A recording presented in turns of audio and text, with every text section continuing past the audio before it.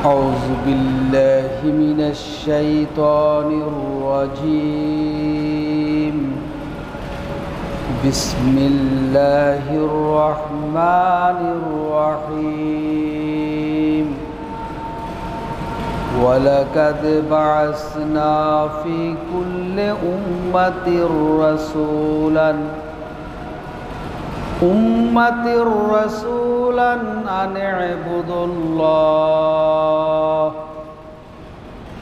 اعبدوا الله واجتنبوا الطاغوت صدق الله المولانا العظيم الحمد لله মহান রব্বুল আলামিনের মহান দরবারে শুকরিয়া আদায় করছি, যিনি আমাদেরকে জুমাবার সবার আগে মসজিদে আসার তৌফিক দান করেছেন। এই জন্য আমরা সবাই বলি আলহামদুলিল্লাহ। আওয়াজটা জি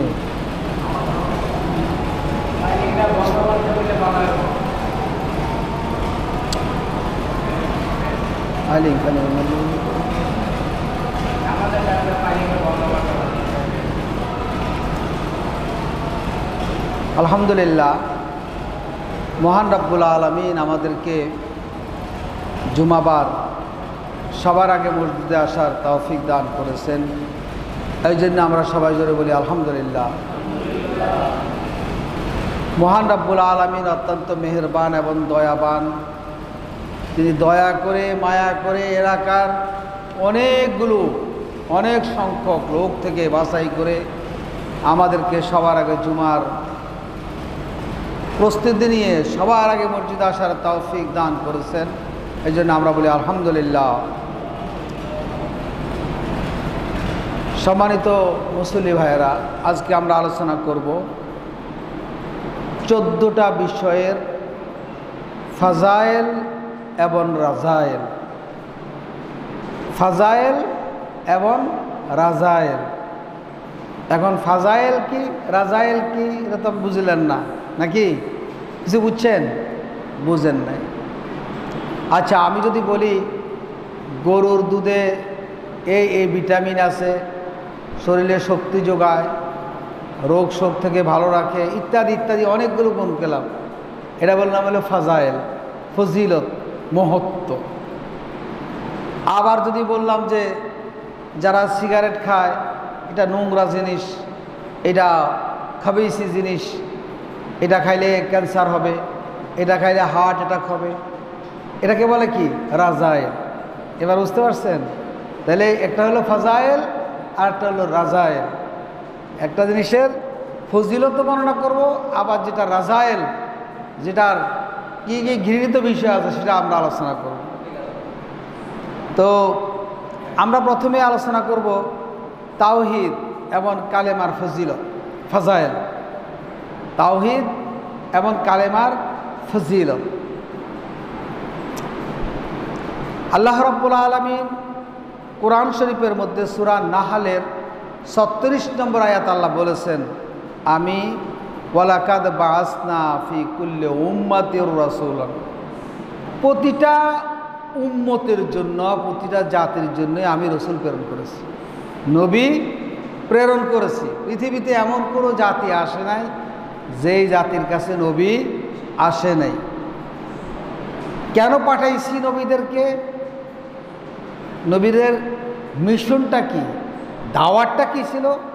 আনে ইবুদুল্লাহ, একমাত্র আল্লাহর দাসত্ব করো, একমাত্র আল্লাহর উলুহিয়াতকে মেনে নাও, আল্লাহকে একমাত্র তোমাদের ইলাহ হিসাবে মানো। ইবাদত যা করবা সব একমাত্র কি করবা? আল্লাহরই করবা। আল্লাহর সকল শ্রেষ্ঠত্বকে, গুণ কীর্তনকে সব কিছু মেনে নিয়ে তার দাসত্ব করো, তার গোলামি করো, তার ইবাদত করো। 2 নম্বর আর কি? ওয়াজতানিবুত তাগুত। আল্লাহ বিদ্বেষী, আল্লাহ বিরোধী, ইসলাম বিদ্বেষী, ইসলাম বিরোধী কোরআন বিরোধী, হাদিস বিরোধী, সুন্না বিরোধী এবং আম্বিয়া আলাইহিস সালামের বিরোধী এবং আল্লাহ বিরোধী যত কর্মকাণ্ড আছে সেগুলি তোমরা পরিত্যাগ করো। তাহলে সমস্ত আম্বিয়া আলাইহিস সালাম এই দুইটা মিশনে কাজ করছেন। মানুষকে আল্লাহ বিরোধী যত কাজ আছে সব থেকে কি করছেন? ফিরিয়ে রাখার জন্য চেষ্টা করে গেছেন আর আল্লাহর দাসত্ব দিয়ে ডেকেছেন। এই যে আল্লাহ বলছেন যে কি ওয়াজতানিবুত তাগুত, শয়তানি যত কর্মকাণ্ড আছে সব কি পরিহার করার জন্যই কি নবীদেরকে আল্লাহ পাঠিয়েছেন। এখন আল্লাহ রাব্বুল আলামিনের অধিকার হলো বান্দার উপরে কি? বান্দা আল্লাহর ইবাদত করবে, আল্লাহর দাসত্ব করবে, শিরিক করবে না। এটা কার অধিকার? বান্দার উপরে আল্লাহর অধিকার। বান্দার উপরে আল্লাহর অধিকার হলো কি করবে না? শিরিক করবে না, একমাত্র আল্লাহরই ইবাদত করবে। আর আল্লাহর উপরে বান্দার অধিকার কি? আল্লাহর উপরে বান্দার অধিকার হলো যে যদি কোনো বান্দা শিরিক না করে আর যদি বান্দা যদি আল্লাহর ইবাদত দাসত্ব করে তাহলে কি তাকে কোনো প্রকার শাস্তি দিবে না এবং তাকে জান্নাতে দিবে। এটা হলো কি বান্দার অধিকার আল্লাহর উপরে। আমরা যদি শিরক না করি আর আমরা যদি আল্লাহর দাসত্ব করি তাদেরকে আল্লাহ আমাদেরকে জান্নাত দিবেন, জাহান্নাম থেকে বাঁচাই দিবেন। এটা আমাদের অধিকার কার উপরে? আল্লাহর উপরে। কথা বুঝাইতে পারলাম? আচ্ছা, এমনকি এই কালেমা তাওহীদ একাত্মবাদের যে কালেমা, যে ব্যক্তি মনে প্রাণে লা ইলাহা ইল্লাল্লাহ মুহাম্মাদুর রাসূলুল্লাহ আশহাদু আল্লা ইলাহা ইল্লাল্লাহ ওয়া আশহাদু আন্না মুহাম্মাদান আবদুহু ওয়া রাসূলুহু, যে ব্যক্তি এইভাবে মনে প্রাণে না যে আমি মুসলিম সমাজে বাস করি অতএব বাবা কলেমা পড়ছে আমিও পড়ছি, এই মানসিকতা নিয়ে না, বরং মনে প্রাণে আল্লাহকে যদি কেউ বিশ্বাস করে এই কালেমার উপরে ইয়াকিন রাখে তাহলে আল্লাহ রাসূল সাল্লাল্লাহু আলাইহি সাল্লাম বলেছেন যার শেষ কথা হবে লা ইলাহা ইল্লাল্লাহ, সে বেহেশতে প্রবেশ করবে। তাহলে এই কালেমা এবং তাওহীদের কত গুরুত্ব। কিয়ামতের দিন আল্লাহ একজন লোককে বেছে নিয়ে ডাকবেন, ডেকে বলবেন যে তোমার আমলনামা দেখো। 99টা আমলনামার রেজিস্টার দিবেন তাকে। কয়টা? 99টা। এক একটা রেজিস্টার, লিখিত রেজিস্টার, ফেরেশতারা লিখছেন আপনার আমলনামা, আমার আমলনামা। সেই 99 রেজিস্টারের এক একটা রেজিস্টারের প্রশস্ত বা লম্বা হলো একজন মানুষের দৃষ্টি যতটুকু জায়গা অতটুকু পর্যন্ত। এইভাবে 99টা রেজিস্টার তার সামনে পেশ করা হবে। তাকে প্রশ্ন করা হবে তুমি কি এই 99টা রেজিস্টারে যা লেখা আছে কোনোটারে অস্বীকার করো? বলবো না। তাহলে তোমার এই 99 রেজিস্টারে যা লিখিত আছে এর মধ্যে তো পাপের সংখ্যায় বেশি, তুমি দেখছো। এখন তোমার কি এক্সট্রা অর্ডিনারি কোনো নেক আমল ভালো কাজ আছে কি না? ওই লোক বলবে যে না। তখন আল্লাহর পক্ষ থেকে ফেরেশতারা বলবেন যে তোমার একটা নেক আমল আমাদের কাছে আছে, তোমার একটা নেক আমল আমাদের কাছে আছে। আর সেই নেক আমলটা হলো কি? আশহাদু আল্লা ইলাহা ইল্লাল্লাহু ওয়া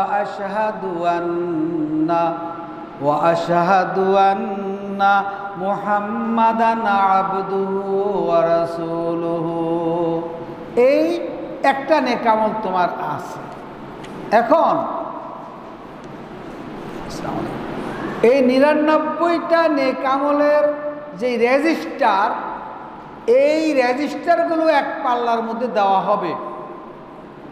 আর তাওহীদের যে কালেমা, একত্ববাদের যেই কালেমা, আশহাদু আল্লা ইলাহা ইল্লাল্লাহ ওয়া আশহাদু আন্না মুহাম্মাদান আবদুহু ওয়া রাসূলুহু, এই কালেমাটা লেখা একটা সিক্রেট বা কাগজ এক পাল্লার মধ্যে দিবে, আর 99টা রেজিস্টার এক পাল্লার মধ্যে দিবে।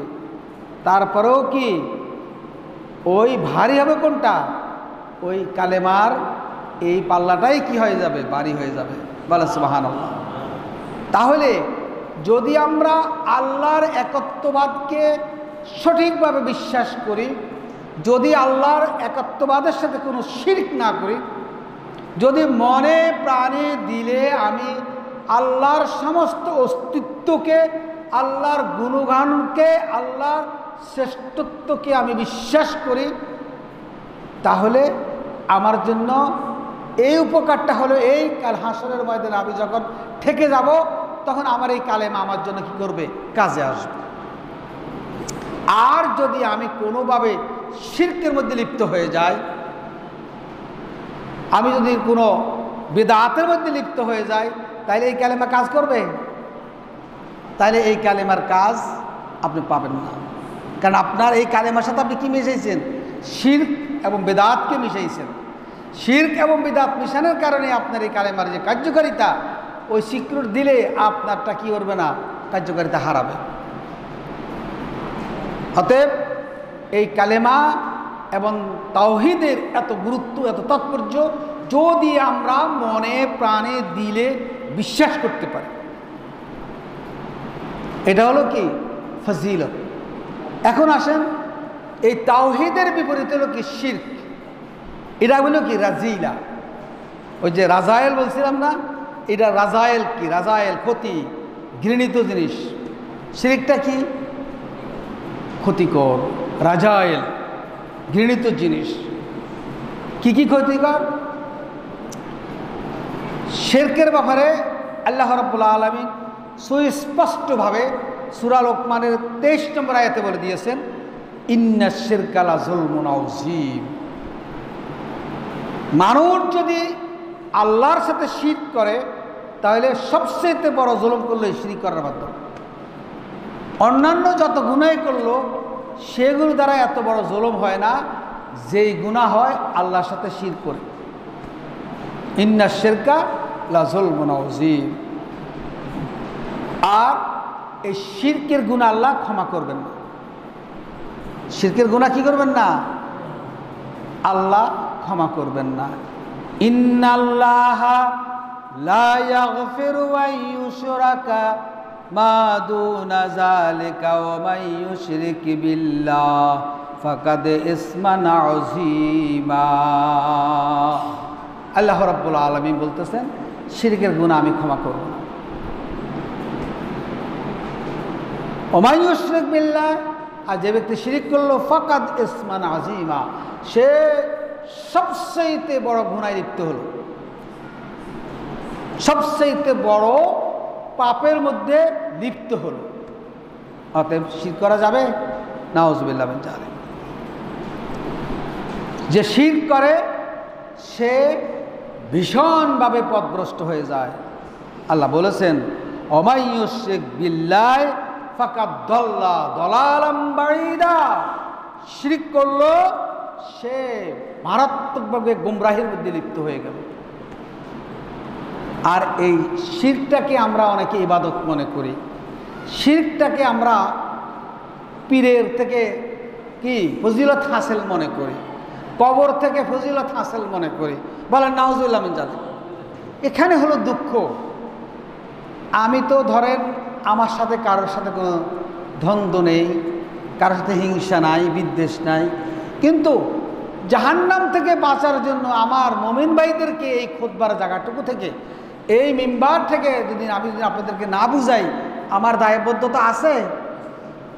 এই জন্য কথাগুলো আপনাদেরকে বোঝানোর জন্য বলি, কিন্তু অনেকে এই জিনিসটাকে নেগেটিভ হিসাবে নেন। এটা যুগে যুগে রাসূল সাল্লাল্লাহু আলাইহি সাল্লামের যুগেও কি কাফের, মুশরিক, মুনাফিকরা রাসূলের প্রত্যেকটা কথারই কি তারা বিপরীতমুখী চিন্তা করছে।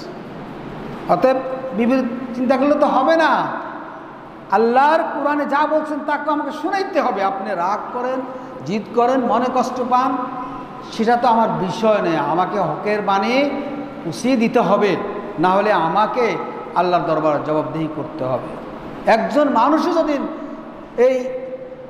এই যে শান্তি ও আরকান জামে মসজিদের একজন মুমিনও যদি শিরক করে দুনিয়া থেকে জাহান্নাম কামায় যায়, তাহলে সেই জন্য আমার জবাবদিহিতে আছে না যে তুমি খতিবগিরি করছো, তুমি বুঝাইলে না কেন, বললে না কেন। এই জন্য আমাকে কথাগুলো বলতে হয়, কিন্তু কেউ মনে কষ্ট নেবেন না। আমি আপনাদের ভালো চাই, আপনাদের পরকাল সুন্দর হোক, আপনারা আখিরাতে অনন্ত জীবনে জান্নাতে তো যাবেনই, আমার জন্য সুপারিশ করে আমাকে নিয়ে যাবেন। আমি সেই প্রত্যাশা নিয়েই কথা বলি। এরপরে যারা শিরক করে তাদের যত আমল আছে, যত ভালো কাজ আছে, সব ভালো কাজগুলো নষ্ট হয়। আপনি একটা ফল করলেন, সেকু করলেন, মানুষকে দান করলেন, খয়রাত করলেন, বহুত কাজ করছেন, ভালো ভালো কাজ করেছেন, কিন্তু শিরকের কারণে আপনার কী হয়ে যাবে? সমস্ত আমলগুলো নষ্ট হয়ে যাবে। কারণ আল্লাহ রাব্বুল আলামিন সূরা জুমারের ৬৫ নম্বর আয়াতে আল্লাহ ইরশাদ করেছেন, লা ইন আশরাকতা লা ইয়াহবাতান্না আমালুকা ওয়ালা তাকুনান্না মিনাল খাসিরিন। যদি তোমরা শিরিক করো, তোমাদের সমস্ত আমল নষ্ট হয়ে যাবে এবং তোমরা ক্ষতিগ্রস্ত হয়ে যাবে। কথা বুঝাচ্ছে? কেন আমি শিরিক করেন? আপনার আল্লাহ থাকতে আপনি কেন অন্যের সাথে শিরিক করবেন? যারা শিরিক করে তাদের জন্য জান্নাত হারাম হয়ে যায়। কি হয়ে যায়? নাউজুবিল্লাহ বলেন। মান ইউশরিক বিল্লাহ ফাকাদ হারামাল্লাহু আলাইহিল জান্নাহ। যারা শিরিক করে তাদের জন্য আল্লাহ কি করেন? জান্নাত হারাম করে দেন। ওয়ামাওয়াহু আন্নার, তাদের ঠিকানা হবে কোথায়? জাহান্নাম। বলেন না একবার নাউজুবিল্লাহ মিন জালিক, নাউজুবিল্লাহ মিন জালিক। সূরা মায়দার ৭২ নম্বর আয়াত। শিরিকটা কি? শিরিক হলো আল্লাহর যতগুলো বৈশিষ্ট্য আছে, এই বৈশিষ্ট্যগুলো কোনো দেবদেবী, কোনো মানুষ, কোনো কবর, কোনো হুজুর, কোনো পীরের ভিতর আছে বলে মনে করাই কি শিরিক। আল্লাহর যতগুলো গুণ আছে, এই গুণ কোনো মানুষ, কোনো পীর ফকির অথবা কোনো কবর, কোনো মুর্দা কারোর ভিতর আছে বললেই কি এটাই হলো শিরিক। কথা বোঝা আসছে কি না? আনুগত্যের ব্যাপারে যে আল্লাহর যেভাবে আনুগত্য করতে হবে এইভাবে আমারও করতে হইব। নাউজুবিল্লাহ মিন জালিক। যদি কেউ এই কথা বলে এমন করে, এটা কি বড়টাও শিরিক, করাটাও শিরিক। কথা বোঝা আসছে? ভালোবাসা, আল্লাহর ভালোবাসার সাথে কারো ভালোবাসার কোনো তুলনা হবে না। আল্লাহর ভালোবাসার জন্য মাতা পিতাকে ত্যাগ করতে হবে। মাতা পিতা যদি কাফের মুশরিক হয়, ত্যাগ করতে হবে, কিন্তু মাতা পিতার কথা শোনা যাবে? শোনা যাবে না। অতএব আল্লাহর ভালোবাসার সামনে সব কিছু ত্যাগ করতে হবে। ত্যাগ করতে না পারলে আপনি কি করলেন? শিরিক করলেন। অতএব এই শিরিক করা, যদি কেউ শিরিক করে তাহলে তার কি তাওহীদ থাকে না, কালেমা তাইয়্যিবার গুণাগুণ থাকে না, সে জাহান্নামের উপযোগী হয়ে যায়, তার সমস্ত আমল নষ্ট হয়ে যায়। ৩ নম্বর আমরা আরেকটি বিষয় আলোচনা করব, এটা হলো ফজিলা। কিসের ফজিলত? আমরা যে আমল করি, আমরা নামাজ পড়ি, রোজা রাখি, হজ করি, জাকাত দেই, দান খয়রাত করি, রাস্তাঘাট করি, মানুষের উপকার করি, জনগণের উপকার করি, গরিব দুঃখী মানুষের উপকার করি, এতিমখানা তৈরি করি, মসজিদ মাদ্রাসা তৈরি করি না? এই যে যত ভালো কাজগুলো আমরা দুনিয়াতে করি, সেই কাজগুলোতে এখলাস না থাকলে এই কাজগুলো আপনার কোনো কাজেই আসবে না। এই নিয়ে আমরা কথা বলি। ৩ নম্বর হলো এখলাসের গুরুত্ব।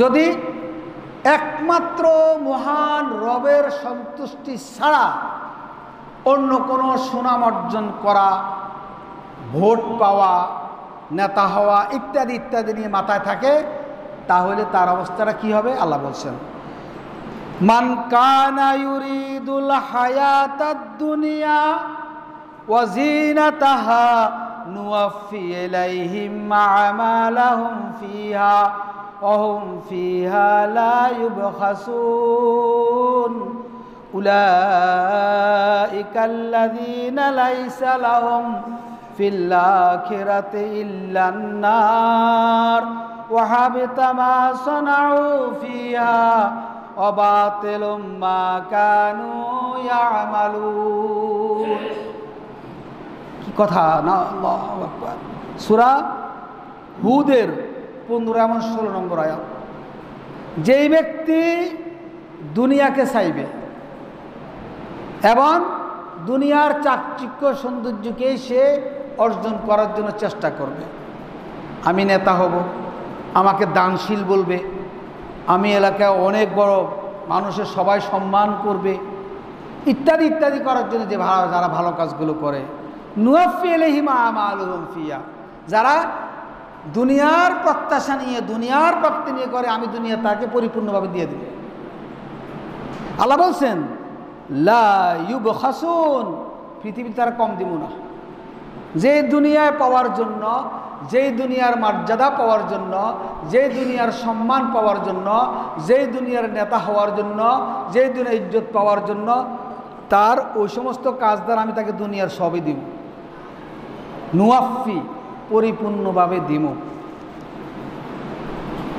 উলাইকাল্লাযীনা কিন্তু আখিরাতে কি ক্ষতি হয়ে গেল পরকালে কি ক্ষতি হয়ে গেল আল্লাহ বলতেছেন উলাইকাল্লাযীনা লাইসা লাহুম ফিল আখিরাতি ইল্লান নার আখিরাতে থাকবে শুধু তার জন্য জাহান্নাম দুনিয়া যা চাইছে তাই দেব আখিরাতে কি থাকবে তার জন্য জাহান্নাম থাকবে ওয়াহাবিতা মা সানাউ ফিহা দুনিয়া যা সে করছে সব কি হয়ে যাবে সব নিষ্ফল হয়ে যাবে ওয়াবাতিলু মা কানু ইয়ামালুন যা কাজ করছে সব বাতিল হিসাবে গণ্য হবে কোথায় পরকালে কিন্তু দুনিয়াতে আমি তাকে পরিপূর্ণ দিব অতএব আমাদের ইখলাস যদি না থাকে আমাদের অন্তঃকরণে যদি মহান রবের সন্তুষ্টি অর্জনের জন্য আমরা কাজ না করি তাহলে এইভাবে আমাদের আমলগুলো নষ্ট হয়ে জাহান্নামের উপযোগী হয়ে যাবে নাউজুবিল্লাহ মিন জালিক এই জন্য ইখলাস প্রতিটি ভালো কাজে ইখলাস দান খয়রাতে ইখলাস হজ করতে গিয়ে ফেসবুকে দিয়ে আমি হজ করতে আসছি আমি উমরাতে আসছি ভাই অনেক কষ্টে 6টা রোজা শেষ করলাম শাওয়ালের ফেসবুকের মধ্যে পোস্ট দেন ভাই কালকে সারা রাত তাহাজ্জুদ গুজার করছি আমি করতে পারলাম না এই জন্য একটু ঘুম আসে এইভাবে নিজের আত্মপ্রকাশ করে নিজের আমলের কথা আত্মপ্রকাশ করে মানুষের কাছে শ্রেষ্ঠত্ব নেওয়ার বা গ্রহণযোগ্যতা নেওয়ার এই প্রকৃতি মানুষগুলো তাদের আমলগুলো কি নষ্ট হয়ে যাবে আর তারা কোথায় যাবে জাহান্নামের উপযোগী হয়ে যাবে বলেন নাউজুবিল্লাহ আপনার যখন হাজী সাহেব ডাকবে আপনি বলবেন কে হাজী সাহেব ডাকো কেন এই বেটা আমাকে নামাজ করে ডাকো আমি তো 5 ওয়াক্ত নামাজ পড়ি এই কথা তো কই না হাজী সাহেব কইলে মনটা ফুরফুরে খুশি হয়ে একবার আর মানে খুব মজাদার লাগে মজা লাগে মনের মধ্যে এটাই হলো ইবলিস শয়তানের কাজ হাজী সাহেব বলছে আপনি বলছেন আমার হাজী সাহেব বলো কেন আমার নাম মিস্টার করিম করিম ভাই কই ডাকবা তাহলে আমি 5 ওয়াক্ত নামাজ কই ডাকো না কেন আমি এই বছর 30টা রোজাদার কই ডাকো হ্যাঁ হাজী সাহেব কিসে ডাকো অতএব লোক দেখানো এই যে আমাদের মানসিকতা এটা পরিত্যাগ করতে না পারলে ইখলাস সৃষ্টি হবে না আর ইখলাস সৃষ্টি না হলে আল্লাহর কাছে কোনো কাজ গ্রহণযোগ্য হবে না দেখেন ইখলাস কত গুরুত্বপূর্ণ ওই যে আপনারা আরো শুনেছেন অনেক বুখারী শরীফের হাদিস যে তিন ব্যক্তি কি হয়েছে তিন ব্যক্তি বৃষ্টির কারণে গুহার মধ্যে ঢুকছে মুখের মধ্যে পাথর পড়ে গেছে এখন 3 জন আটকে গেছে এবং বাইরে যেতে পারে না কোনোভাবে বাইরে যেতে পারতেছে না এখন তারা চিন্তা করতেছে এখানে আমাদের মৃত্যু ছাড়া আমাদের আর কোনো উপায় নাই এখন তারা কি করলো বুদ্ধি কইরা যে প্রত্যেকের ইখলাসের সাথে যে কাজটা করছে সেই কাজটার উসিলা দিয়ে আল্লাহর কাছে কি গেল, আল্লাহর কাছে এই পাথরের জগদ্দল পাথর থেকে মুক্তি চাইল, যেখান থেকে যেন তার বের হতে পারে। একজনে বলল সে রাখাল মানে সে একজন কর্মচারী রাখছে, সেই কর্মচারী কি করলো, বেতন না নিয়ে চলে গেছে। এই লোকটা কি করলো, তার ওই যে বেতনের টাকাটা দিয়ে সে বকরি কিনা বিশাল পাল হয়ে গেল। এই 3 ফ্লোরে মিলে 15টা লাগে। এই যে এরপরে কি করলো সে,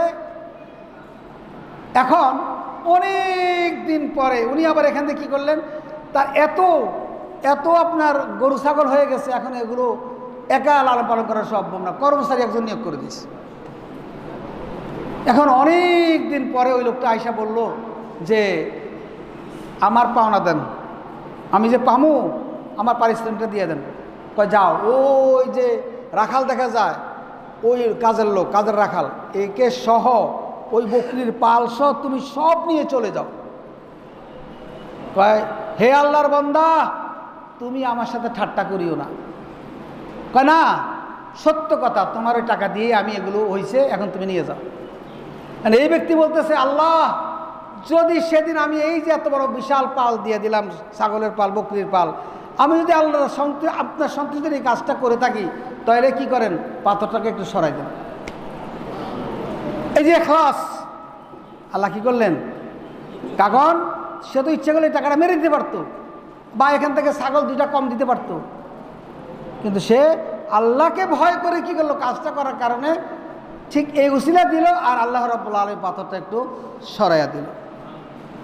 আরেকজন বলল, রাব্বুল আলামিন আমার স্বাস্থ্য বোনকে আমি এত ভালোবাসতাম যে স্বামী স্ত্রীর মতো ভালোবাসতাম, তখন আমার কাছে সে যা চাইছে সব নিয়ে আমি তার কাছে গেছি, আমি একবার কাছাকাছি চলে গেলাম, এমন কাছাকাছি গেলাম, ওই মুহূর্তে সে আমাকে বলল, হে বান্দা আল্লাহকে, হে আল্লাহর বান্দা আল্লাহকে ভয় করো।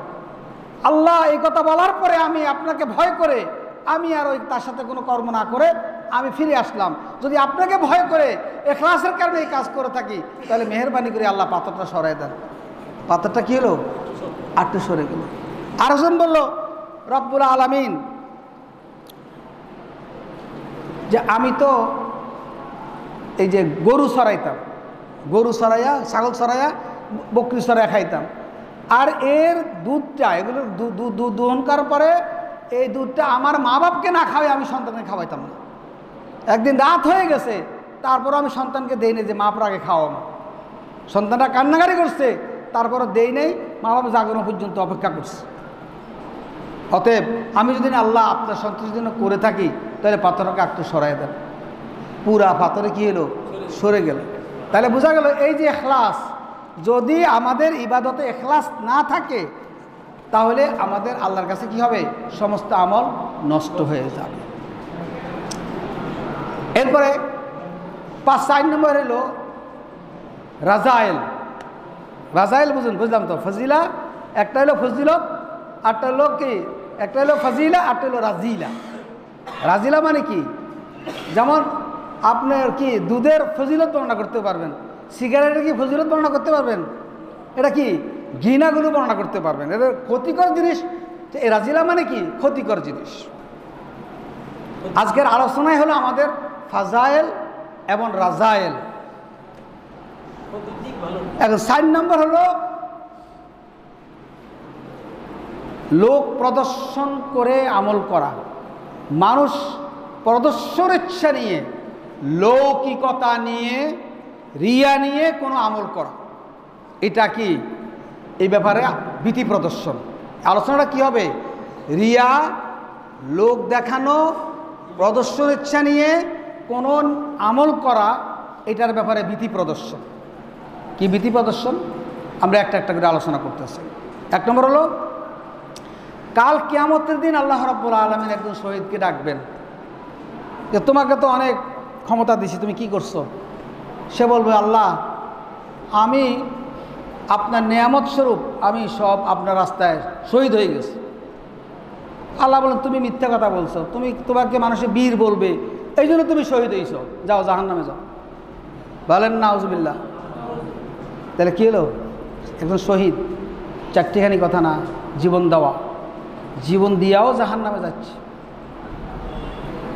একজন দানশীল ব্যক্তিকে ডাকা হবে যে তোমাকে তো অনেক নিয়ামত দিলাম, কি করলা?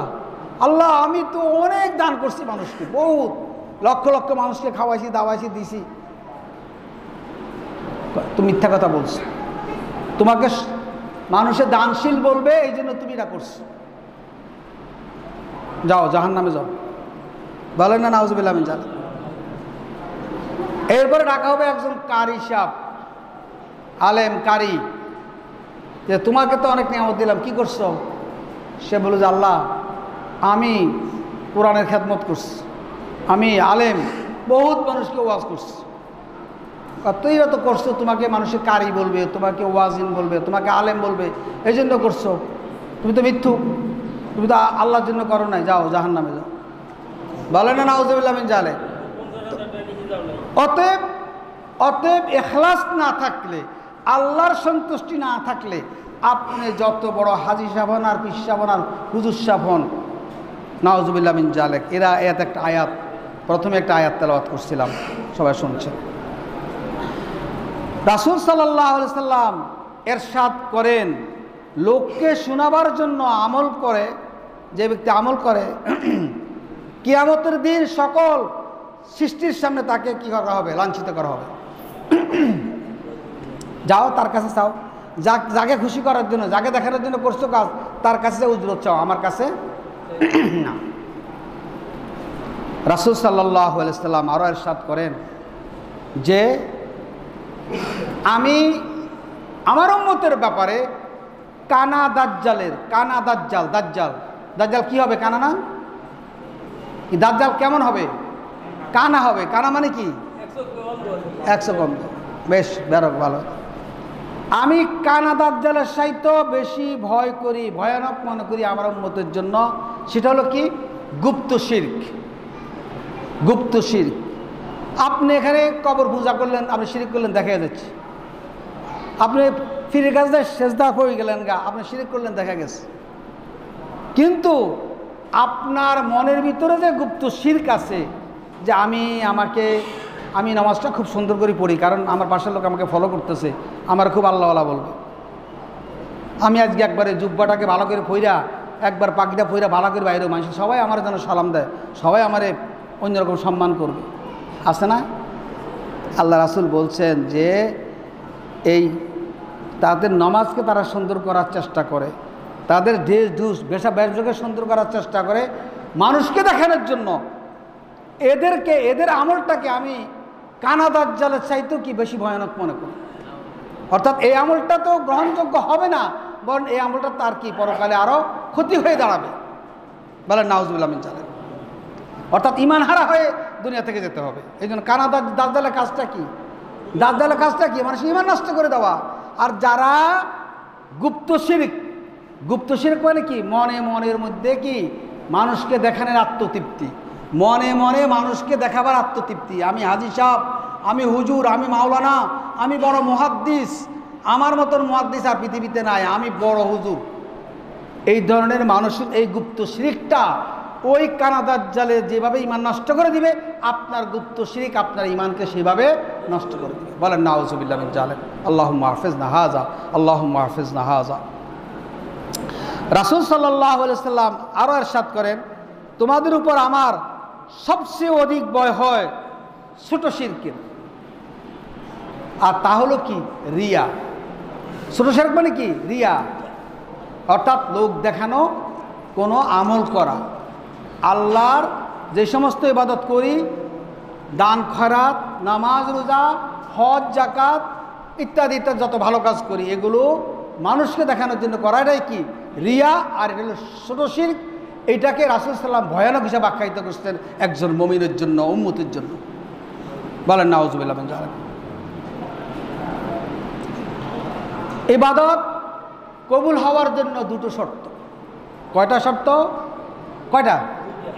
দুইটা। ভাই আপনারা শুনেন, ওইদিকে লোকজন শুনেন না মনে হয় নাকি? এক নম্বর হলো ইখলাস,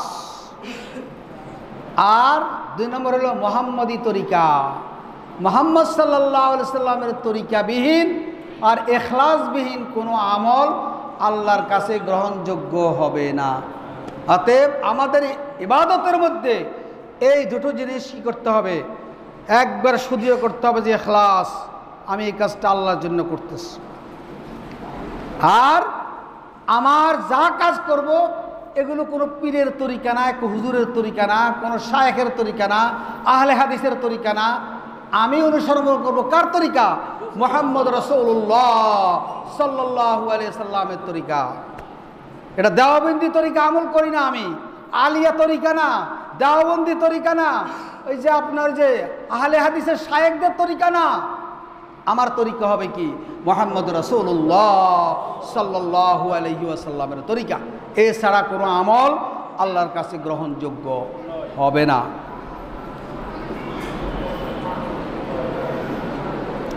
এরপরে রাসূল সাল্লাল্লাহু আলাইহি ওয়াসাল্লাম আরো বলছেন, যদি কেউ মানুষের ভয়ে কোনো ইবাদত ছেড়ে দেয়, এটা শিরক। এটা কি? শিরক। যে এখন নেতার সাথে আইলাম, মিছিল করতে করতে নেতার সাথে আইলাম, এখন যদি মসজিদে যাই, নেতার সামনে থেকে সরে যাই, নেতা কি মনে করবে? আবার নেতা তো একটু বামপন্থী মানুষ, নামাজ পড়লে আবার আমার প্রতি আবার ভুল সন্দেহ করবে, আমাদের তো ভালো পথ দিব না। অতএব আজকে নামাজটা নাই পড়লাম। আছে আছে রাসূল সাল্লাল্লাহু আলাইহি ওয়াসাল্লাম বলছেন এটা হলো শিরক করা। কথা বুঝা আসছে? যে এটাও কি শিরক। আবার সুনামের জন্য ইবাদত করা, এটাও শিরক। সুনামের জন্য ইবাদত করাও শিরক।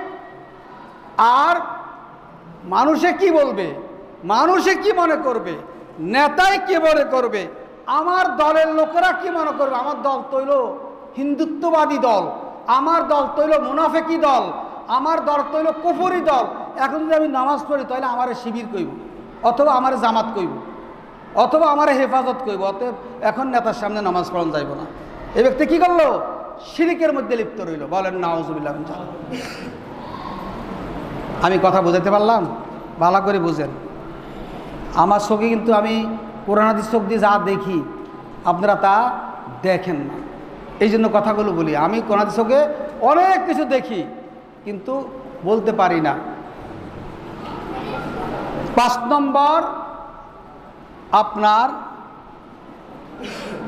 ফজিলা। কি ফজিলা? ভালো কাজের সংকল্প করার ফজিলত। ভালো কাজের সংকল্প করার, আপনারা ভালো কাজ করবেন এটা নিয়ত করছেন, এই নিয়তের ফজিলত। এটা হলো বাংলা কথা। ভালো কাজের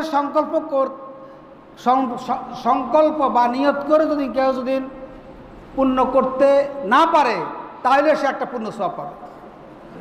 আর যদি করতে পারে তাহলে 10 থেকে 700 তার আরো অধিক সওয়াব আল্লাহ তাকে দান করবে। কথা বুঝে আসছে? বুখারী শরীফের হাদিস। এরপরে গুনাহের কাজে যদি আপনি সংকল্প করেন, যদি না করেন তাহলে আপনি একটা পরিপূর্ণ সওয়াব পেয়ে যাবেন। আর যদি করেন তাহলে আপনার নামে কি একটা গুনাহ লেখা হবে। কথা বুঝে আসছে? তাহলে সংকল্প কোনটা করবেন এবার আপনি বলেন। গুনার সংকল্প করবেন না ভালো কাজের সংকল্প, এটা আপনার সিদ্ধান্ত। 6 নম্বর হলো কিতাব এবং সুন্নাহর একনিষ্ঠ অনুসারে। কিতাব মানে কি? আল কোরআনুল কারীম। সুন্নাহ মানে কি? মুহাম্মদ সাল্লাল্লাহু আলাইহি সাল্লামের হাদিস সমূহ, নীতিমালা শুনো।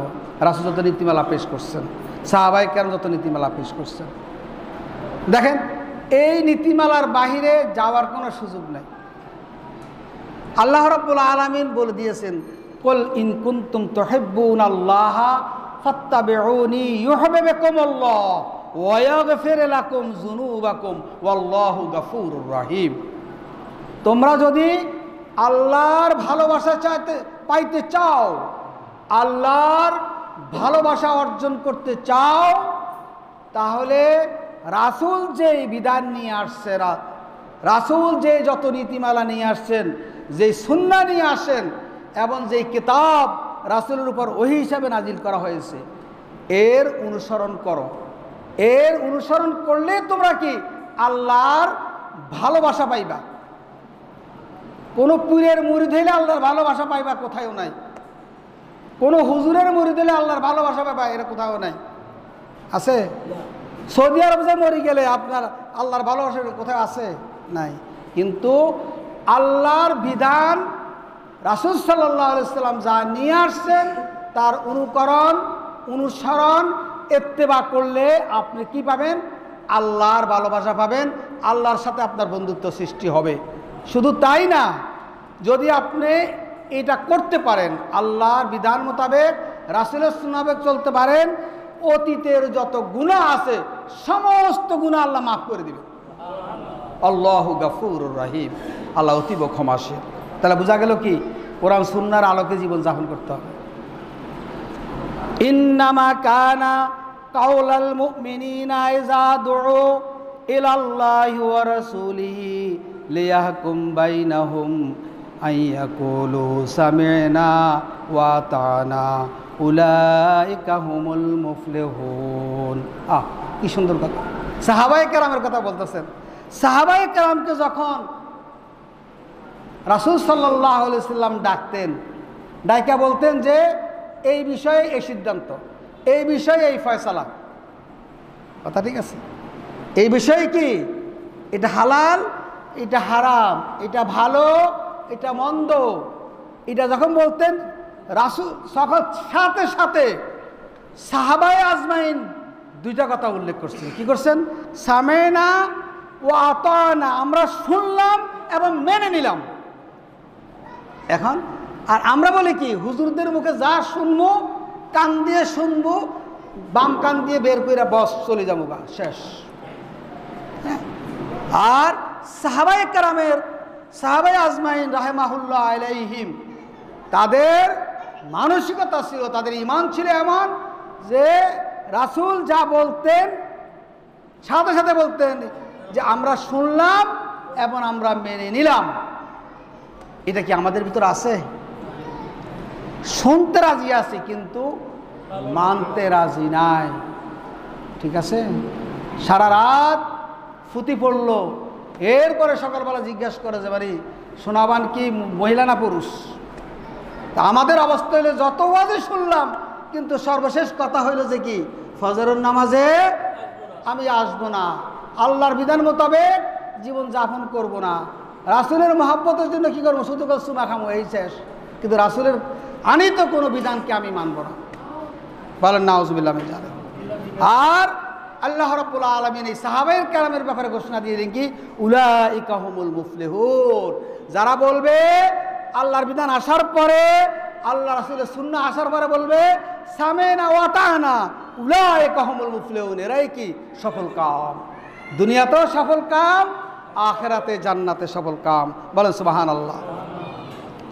আল্লাহ রাসূল সাল্লাল্লাহু আলাইহি সাল্লাম বলেছেন, যদি কেউ কোরআন অনুসারে জিন্দেগি যাপন করে, এই কোরআন তার জন্য সুপারিশ করবে এবং তার সুপারিশ 100% কি কবুলযোগ্য, 100% কি কবুল। অতএব যেই ব্যক্তি এই কোরআনের অনুসরণ করবে, এই কোরআন তাকে জান্নাতে নিয়ে কি পথ দেখাবে এবং নিয়ে যাবে। দুইটা কথা, জান্নাতের পথও দেখাবে আর জান্নাতে নিয়েও যাবে। বলেন সুবহানাল্লাহ। আর যেই ব্যক্তি এই কোরআনের বিধানের নীতিমালাকে বর্জন করবে, তাকে কি করবেন? ঘাড়ে ধাক্কা দিয়ে জাহান্নামে নিক্ষেপ করা হবে। বলেন নাউজুবিল্লাহ। এখন বুঝেন আমরা কোরআন সুন্নাহর নিয়ম মোতাবেক চলবো কিনা। রাসূল সাল্লাল্লাহু আলাইহি সাল্লাম ইরশাদ করেন, আমার প্রত্যেকটি উম্মত জান্নাতে যাবে, তবে সে নয় যে অস্বীকার করে। যে আমার পথ অনুসরণ করবে সে জান্নাতে যাবে, আর যে আমার নাফরমানি করবে সে কোথায় যাবে? সেই হলো অস্বীকারকারী। ওই যে বলছে না, যে অস্বীকার করবে সেই অস্বীকারকারী, আর সে জাহান্নামী। বুখারী শরীফের হাদিস। অতএব রাসূল সাল্লামের হাদিসগুলোকে খুব আমরা হালকাভাবে দেখি। নাউজুবিল্লাহ। এরপরে 7 নম্বর আমাদের হলো আপনার কিতাব ও সুন্নাহ বর্জন করা, বিদআত এবং নিজের প্রবৃত্তির নফসের পূজার, এটার পরিণাম। এবার আলোচনাটা কি? এবার আলোচনা হলো কিতাব এবং সুন্নাহর বর্জন করা এবং নিজের কি নফস মোতাবেক চলা, এটার পরিণামটা কি? এই পরিণামটা কি? আল্লাহ বলছেন সূরা কাসাসের 50 নম্বর আয়াত, ফাইন লাম ইস্তাজিবু লাকা ফা'লাম ইন্নামা ইয়াত্তাবিউনা আহওয়াহুম ওমান আযাল্লু মিম্মান ইত্তাবা হাওয়াহু বিগাইরি হুদা মিনাল্লাহ ইন্নাল্লাহা লা ইয়াহদিল কাওমাজ জালিমিন। আল্লাহ বলছেন ফাইন লাম ইস্তাজিবু, রাসূল যে সমস্ত কথা নিয়ে আসছে সেগুলো যদি তোমরা যদি মেনে না নাও, তাহলে তোমরা জেনে রাখো, তাহলে তোমরা কি করতেছ? আল্লাহ বলছেন ইয়াত্তাবিউনা আহওয়াহুম, তাহলে অবশ্যই তোমরা নফসের পূজা করবা। যদি আল্লাহর বিধান না মানো, রাসূলের আনিত নিয়ম কানুন না মানো, তাহলে তোমরা কার পূজা করো? নফসের পূজা করো। না, নফসের পূজা করো। আল্লাহ বলছেন আহওয়াহুম, নফসের পূজা করো। ওমান আযাল্লু মিম্মান ইত্তাবাহ, আর যে ব্যক্তি নফসের পূজা করে তার চাইতে বড় গোমরা আর কেউ নেই, তার চাইতে বড় গোমরা আর কেউ নাই। মিনাল ইন্নাল্লাহা লা ইয়াহদিল কাওমাজ জালিমিন, আর জালেমদেরকে আল্লাহ হেদায়েত দান করেন না। এরপর আল্লাহ বলছেন ফালা ওয়া রাব্বিকা লা ইউমিনুন, আল্লাহর কসম, তোমার রবের কসম। কে বলতেছেন? আল্লাহ নিজেই বলতেছেন তোমার রবের কসম। কাকে বলতেছেন? মুহাম্মদ রাসূলুল্লাহ সাল্লাল্লাহু আলাইহি ওয়াসাল্লাম। তোমার রবের কসম, যেই পর্যন্ত তোমরা মুহাম্মদ সাল্লাল্লাহু আলাইহি সাল্লাম যে বিধিবিধান নিয়ে আসছেন, যে নিয়ম কানুন আইন কানুন নিয়ে আসছে, এগুলি দিয়ে ফয়সালা না করো, বিচার ফয়সালা না করো, সমাধান না করো, রাজনীতি, অর্থনীতি, সংস্কৃতি, সমাজনীতি, প্রত্যেক ক্ষেত্রে এই নিয়ম মোতাবেক তোমরা যদি বিচার ফয়সালা না করো, মিম্মা কাদাইতা ওয়া ইউসাল্লিমু তাসলিমা, এবং মনের আত্মতৃপ্তি সহকারে রাসূলের আল্লাহর এই বিধানগুলো মেনে নিবা।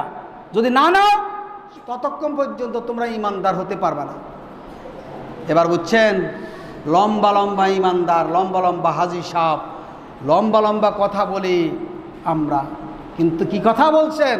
যে আল্লাহর বিধান মোতাবেক, রাসূল সাল্লাল্লাহু আলাইহি সাল্লামের তরিকা মোতাবেক যদি ওই রাষ্ট্র থেকে চকিদার পর্যন্ত রাজনীতি, অর্থনীতি, সংস্কৃতি, সমাজনীতি প্রত্যেকটা বিষয়ে যদি ফয়সালা না করেন, তাহলে আপনি প্রকৃত ইমানদার হতে পারবেন না। হাত কি বলছেন? ফালা ওয়া রাব্বিকা, আপনার রবের কসম, সেই ইমানদার না। তাহলে আল্লাহর বিধানকে যত পারেন ত্যাগ করেন, তাহলে আপনি বড় ইমানদার হয়ে যাবেন আরো বেশি। নাউযুবিল্লাহি মিন যালিক। ওয়া মা কানা লিল মুমিনিন ওয়ালা মুমিনাতিন ইযা কাদাল্লাহু ওয়া রাসূলুহু, কোন মুমিন এবং পুরুষ আকার মহিলা কারোর জন্য এটা কোনো প্রকার প্রযোজ্য নয়। আল্লাহ আল্লাহ রাসূল যে বিষয়ে সমাধান দিবেন, এই বিষয়ে আর অন্য কোনো ফয়সালা দেওয়ার কি আর কারো ক্ষমতা আল্লাহ দেয় নাই। কোনো নেতাকে দেয় নাই, কোনো রাষ্ট্রপ্রধানকে দেয় নাই, সে আমেরিকার হোক, লন্ডনের হোক, পৃথিবীর দেশে যে কোনো পৃথিবীর বাদশাহ হোক আর যাই হোক, আল্লাহ আল্লাহ রাসূল যেই ফয়সালা কোরআন হাদিসের মাধ্যমে পেশ করেছেন, তার বাইরে কোনো ফয়সালা দেওয়ার ক্ষমতা আল্লাহ কাউকে দেন নাই। আল্লাহ বলছেন আসুরা আমরান আইয়াকুনা লাহুমুল খিয়ারাতুন মিন আমরিহিম, কথা বলছেন। আর যারা আল্লাহ আল্লাহ রাসূলের এই বিধানের বাইরে ফয়সালা করবো, ওমাইয়া আসিল্লাহ ওয়া রাসূলাহু, যারা আল্লাহ আল্লাহ রাসূলের নাফরমানি করে বিধানগুলো মানবে না, ফাকাদ দাল্লা দালালাম মুবিনা, তারা প্রকাশ্য গুমরাহির মধ্যে লিপ্ত। তাহলে এবার আমাদের কতজন প্রকাশ্য গুমরাহির মধ্যে লিপ্ত আছেন, এবার আপনারা এই আয়াত দিয়ে ভাবেন তো দেখি, আমরা কয়জন এই মসজিদে এখন এই মুহূর্তে কতজন গুমরাহির মধ্যে, প্রকাশ্য গুমরাহির মধ্যে আছি? যারা আল্লাহর বিধান চান না, অন্য বিধান চান, তারা কোথায় আছেন? এবার আপনারা আপনাকে প্রশ্ন করেন। আপনার এই আয়াতের ব্যাখ্যা করেন সূরা আহজাবের 37 নম্বর আয়াত। এরপরে আল্লাহ আরো বলছেন ফালিয়াহজারিল্লাযীনা ইউখালিফুনা আন আমরিহিম আন তুসিবাহুম ফিতনাতুন আও ইউসিবাহুম আযাবুন আলীম। যদি তোমরা যদি আল্লাহর বিধান এবং রাসূলের সুন্নাহর বিপরীত করো, তাহলে তোমাদের জন্য দুটো জিনিস, একটা হলো কি, তোমাদের মধ্যে ফিতনা ছড়িয়ে পড়বে, পড়ছে, ফিতনা ছড়িয়ে পড়বে, আর নাহলে কি হবে, আযাবুন আলীম, আযাব নাজিল হবে দুনিয়া। অতএব আল্লাহ আল্লাহ রাসূলের বিধানের বাইরে যাওয়ার কোনো সুযোগ রাখে নাই। রাসূল সাল্লাল্লাহু আলাইহি সাল্লাম বলেছেন, যে ব্যক্তি আমার সুন্নত থেকে বিমুখ হবে সে আমার দলভুক্ত নয়। এই কথাটা, এই হাদিসটা আমাদের হুজুররা শুধু বিয়ার সময় কয়। কি সময় কয়? বিবাহের সময় কয়, অর্থাৎ বিয়া যেন করে আর কি। কিন্তু এর শুধু এটার জন্য আপনার পুরো জিন্দগিতে এই কথাটা, আপনার পুরো লাইফ ব্যাপী এই কথাটা, আপনার পুরো রাজনীতি ব্যাপী এই কথাটা, অর্থনীতি, সংস্কৃতি, সমাজনীতি সব ব্যাপী কথাটা, যে রাসূল সাল্লাল্লাহু আলাইহি সাল্লামের সুন্নাহ মোতাবেক যে যেখানে কাজ করবে না সে কি হবে? সে প্রত্যাখ্যাত, সে রাসূলের উম্মত বলে রাসূল দাবি করবেন না। রাসূল সাল্লাল্লাহু আলাইহি সাল্লাম আরো বলেছেন, আমার বিদায়ের পর যারা জীবিত থাকবে তারা অনেক রকমের মতভেদ দেখবে। অতএব তোমরা আমার এবং আমার সুপথ প্রাপ্ত খোলাফায়ে রাশিদের পথকে তোমরা দাঁত দিয়ে আঁকড়ি ধরো। যে আমার পরে অনেক ফিতনা ফাসাদ আসবে, অনেক বিভেদ আসবে, অনেক দল বিদল হবে, তোমরা আমার এবং আমার খোলাফায়ে রাশিদের সুন্নতকে কি করো? দাঁত দিয়ে কামড়ায় ধরে রাখো।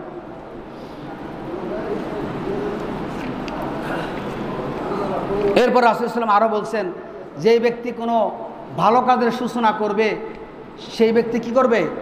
সেই ব্যক্তি ওই ভালো কাজের সওয়াব পাইতেই থাকবে। বলেন সুবহানাল্লাহ। যতদিন এই কাজ প্রতিষ্ঠিত থাকবে ততদিন সে এই সওয়াব পাইতে থাকবে।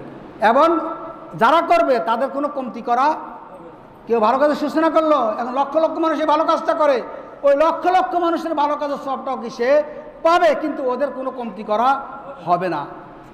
আবার যারা খারাপ কাজ সূচনা করবে এই খারাপ কাজের গুনাহ সে পেতেই থাকবে যতদিন এই খারাপ কাজ চালু থাকবে। কথা বুঝা আসছে? কার কথা? মুসলিম শরীফের হাদিস।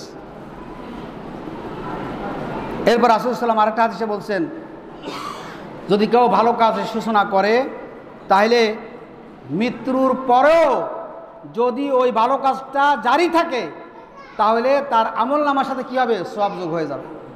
বলে সুবহানাল্লাহ। ধরেন আপনি এই মসজিদে একটা পাখা দিয়ে দিলেন, এই পাখা যতদিন বাতাস দিবে ততদিন আপনি কি করতে পারবেন? সওয়াব পাইতে থাকবেন। বলে সুবহানাল্লাহ। ধরেন আপনি পাখাটা দিয়ে মারাই গেছেন গা, তাহলে এই পাখা যতদিন এই মানুষগুলো বাতাস খাইবে, মসজিদে সবাই কি যত মানুষ, ধরেন 500 মানুষে বাতাস খাইলে 500 মানুষ যত ভালো কাজ করলো এই ভালো কাজের সওয়াবটা কি আপনি পেয়ে গেলেন। বলেন সুবহানাল্লাহ। কথা বুঝা আসছে? এই জন্য ভালো কাজের সূচনা করতে হবে। ঠিক অনুরূপভাবে কেউ যদি সিনেমা হল কায়েম করে যায়, কেউ যদি কবর পূজা কায়েম করে যায়, তাহলে সে মৃত্যুর পরও দিন কায়েম থাকে, তাহলে মৃত্যুর পরও কি এগুলো যত গুনাহ হইব, যত শিরিক হবে, যত সেজদা হবে, আল্লাহকে ছাড়া সেজদা হবে, সমস্ত পাপের ভাগেই সে ওই জাহান কি করতে হবে? কবরে বৈশা বৈশা এগুলো যোগ হবে। কথা বুঝা আসছে কিনা? কিন্তু আরেকটা কথা রাসূল সাল্লাল্লাহু আলাইহি ওয়াসাল্লাম বলে গেছেন, যারা সীমান্ত পাহারাদার, এই সীমান্ত পাহারাদাররা যদি মুসলমান হয় আর যদি তারা যদি সীমান্ত পাহারা অবস্থায় মৃত্যুবরণ করে তাহলে তারা কিয়ামত পর্যন্ত তারা কি সওয়াব পাইতে থাকবে। কথা বুঝা আসছে? যারা আমাদের কি বিডিআর আসছিল, এখন বিএসএফ, যদি তারা নীতিগতভাবে ভালো হয়, ঈমান থাকে, আর যদি এই বিজিবির কোনো সদস্য মারা যায় তাহলে কি হবে? তারা শুধুকাল মৃত্যুর পরে না, কিয়ামত পর্যন্ত তারা সওয়াব পাইতে থাকবে। বলেন সুবহানাল্লাহ। এরপরে দ্বীন ও কল্যাণের দিকে পথ নির্দেশনা করার ফজিলত। এরপরে আমরা তো আর কথা বলতে পারছি না, আমাদের সময় শেষ। আমরা ইনশাআল্লাহ আর আগামী জুমায় এসব বিষয় নিয়ে আমরা কথা বলবো ইনশাআল্লাহ। তো একটু কথা বলছিলাম